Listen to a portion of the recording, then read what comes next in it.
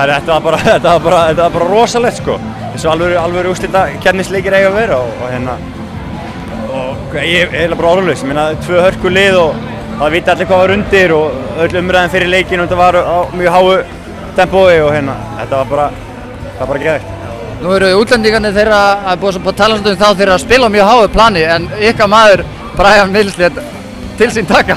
Sko, Bragi var bara slakur í síðasta leik í Keflavík og spilaði bara ekki vel. Hann aldrei steig upp í kvöld og hann með 32 stig og bara æðislegur leikur. Við getur lýst fyrir okkur þessu stóra play þegar hann dönkaði yfir Keflavíkurvörðinn og Billy Baptist. Hvernig sá þetta fyrir þér? Hvernig sástu þetta? Ég stóð hann bara undir að hliðina á honum og hann bara hoppaði yfir hann eins og LeBron sko. Það var geðveikt. Er þetta ykkar ár? Hvað segirðu? Er þetta ykkar ár?